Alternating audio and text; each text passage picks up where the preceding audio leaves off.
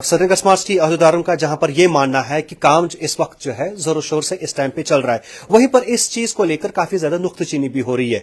तो इस चीज पे बात करने के लिए मेरे साथ है यहां पर CEO doctor Uwais Srinagar smart city के। उनसे ही डायरेक्टली हम बात करेंगे और उनसे जानने की कोशिश करेंगे क्या कुछ मामलात अभी श्रीनगर स्मार्ट सिटी प्रोजेक्ट्स के हवाले से चल रहे हैं। डॉक्टर साहब, सबसे पहले खैर मकदम है आपका कश्मीर लाइव के साथ एक्सक्लूसिव बात करने के लिए। जानना चाहेंगे कि क्या अभी मामला चल रहे हैं श्रीनगर स्मार्ट सिटी के प्रोजेक्ट्स के हवाले से। देखिए, श्रीनगर स्मार्ट सिटी के जो प्रोजेक्ट्स हमारे ऑनगोइंग हैं, जिनमें 68 प्रोजेक्ट्स हैं, बट मैक्सिमम माइनर प्रोजेक्ट्स अब रह गए हैं। कुछ हमारे मेजर प्रोजेक्ट्स चल रहे हैं, जैसे आप जहांगीर चौक का जंक्शन देख रहे हैं, या वर्क जो है वो कंप्लीशन के उस पे हैं, और उसके साथ साथ करण नगर पे चल रहा है, या डलगेट गुजवारा रोड का काम चल रहा है। तो ये हमारे कुछ एक मेजर प्रोजेक्ट्स हैं जिन पे हमारा फोकस है, और हमारी कोशिश यही है कि ये इस मंथ के एंड तक हमारे ये कंप्लीट हो जाएं।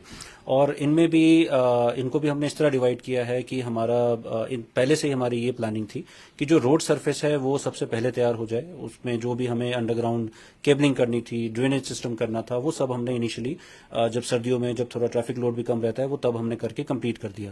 तो जो मुश्किल काम था, जिसमें जो टाइम टेकिंग वर्क था, जिसकी वजह से ज्यादा प्रॉब्लम हो सकती थी, वो ऑलरेडी कंप्लीटेड है।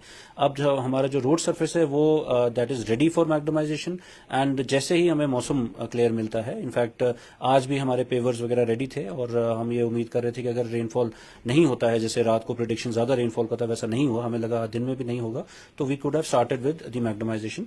अभी हमें लगता है कि एक दिन और रुकना पड़ेगा, बिकॉज अभी सारा सरफेस जो है वो गीला है और उसमें मैग्डम नहीं कर सकते। तो एक ये मैग्डमाइजेशन के लिए रेडी हैं, और इनमें काम हो सकता है ताकि हमारा जो ट्रैफिक का फ्लो है वो स्मूथ हो सके।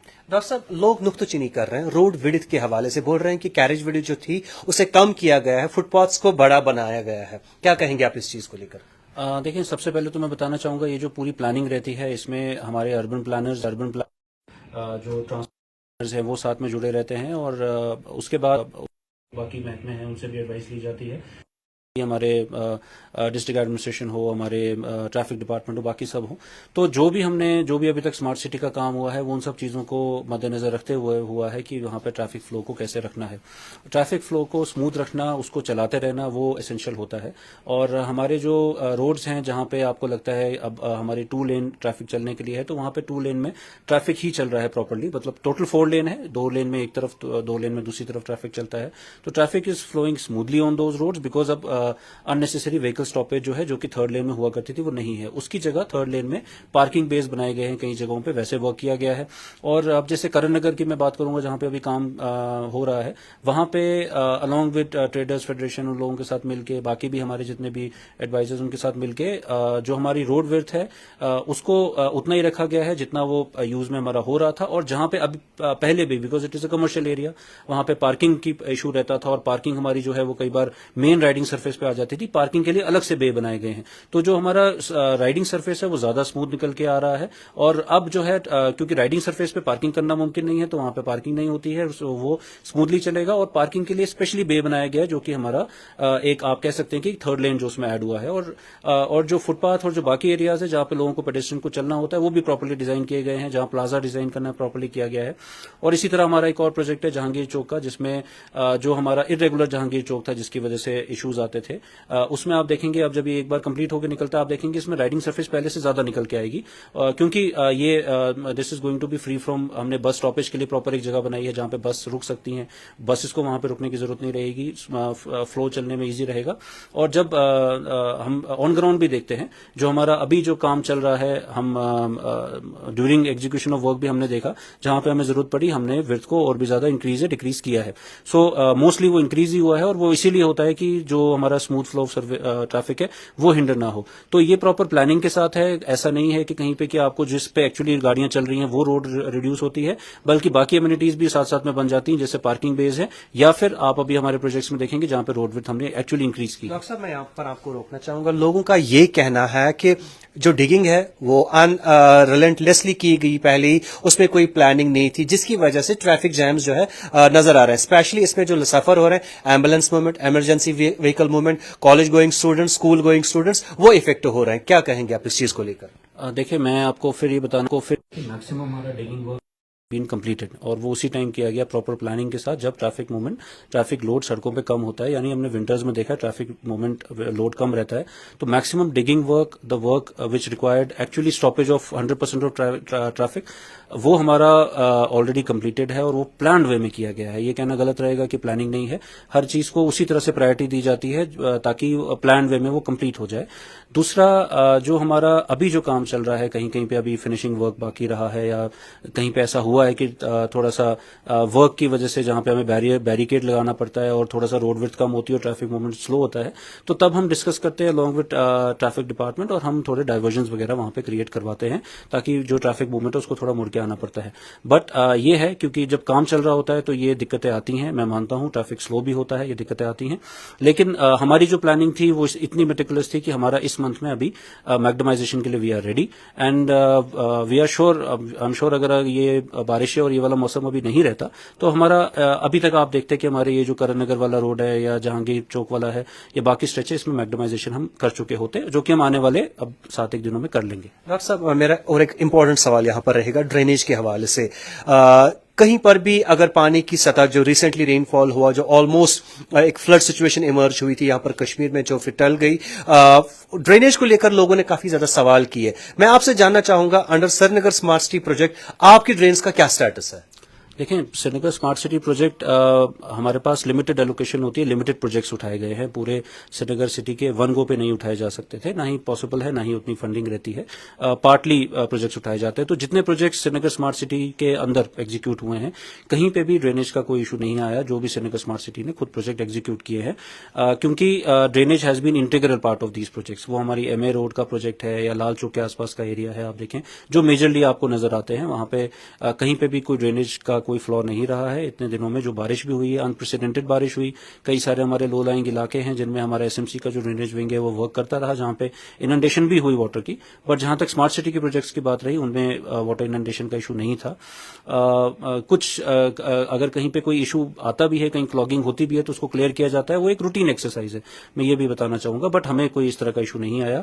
हमारे ओवरऑल आप देखें, जो डिवॉटरिंग स्टेशन हैं, पंप्स हैं, ये जितना इनमें मॉडर्नाइजेशन पोस्ट आप देखेंगे 2018-19 में काफी अच्छी फंडिंग आ गई हमारे पास, और उसके बाद हम इसमें काफी सारे काम कर पाए। हमारे 40 जो हैं फुल्ली अपग्रेडेड डिवॉटरिंग स्टेशंस हैं जो फंक्शनल हैं, जो कि विद पावर बैकअप के साथ है, जिनमें मॉडर्न मशीनरी है, स्काडा से लिंक्ड है। स्काडा यानी कि हम मोबाइल ऑपरेट कर सकते हैं उनको, एक अपने कंट्रोल रूम में बैठ के, जहां पे हमें वाटर का लेवल देखते हैं और उसके हिसाब से उसको ऑपरेट करते हैं। बाकी जो हमारे डिवॉटरिंग स्टेशन है, they are under process of upgradation, but they are still functional, they are doing their job.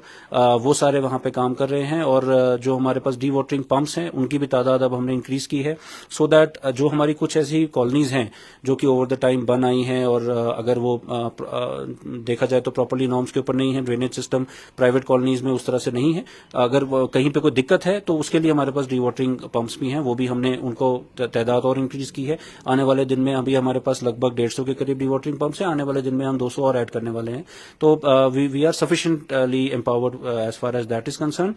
अब जो इस तरह की रेनफॉल रही जो अनप्रेसिडेंटेड रही, इसमें भी आपने देखा होगा कि जहां पे भी कहीं इनंडेशन का इशू आया, जो कि एक रूटीन चीज है, कहीं पे जब इतना ज्यादा बारिश होती है तो कई बार ऐसी इश्यूज आती है, कई बार कोई हमारी ड्रेन का सिस्टम कहीं पे क्लॉग हो जाता है, कुछ हो जाता है, तो विद इन 2 आवर्स हमारे जो ड्रेनेज के पूरा मशीनरी है, जो हमारे सुपरिटेंडेंट इंजीनियर हैं, बाकी लोग हैं, वो देवर ऑन स्पॉट है, उन्होंने पूरा बाहर निकल के इसको क्लियर किया और हम ये इंश्योर करवाया कि कहीं पे भी कोई भी एरिया हमारा मेजर रोड, मेजर एरिया कहीं पे भी इनंडेटेड ना रहे। अब चूंकि आप श्रीनगर स्मार्ट सिटी के सीईओ हैं, आप एसएमसी के कमिश्नर भी हैं, कई सारे ऐसे एरिया हैं श्रीनगर आउटस्कर्ट्स में जो पानी में रहे, जहां पर वाटर लॉगिंग हुई, और बारिश खत्म होने के बाद मौसम में बेहतरी आने के बावजूद भी पानी वहां से नहीं निकाला गया। क्या कोई इकदाम उठाए गए उस चीज को लेकर? क्योंकि लोगों का कहना था, उस पर भी खबरें हुई, उस पर भी जो है लोगों ने जो है नाराजगी का इजहार किया, क्योंकि वो बच्चे बाहर नहीं निकल पा रहे थे, वाटर लॉगिंग हुई थी। हमारे पास वीडियोज हैं, फोटोज हैं, हमने लोगों से बात की। क्या कोई इकदाम उठे उस चीज के लिए?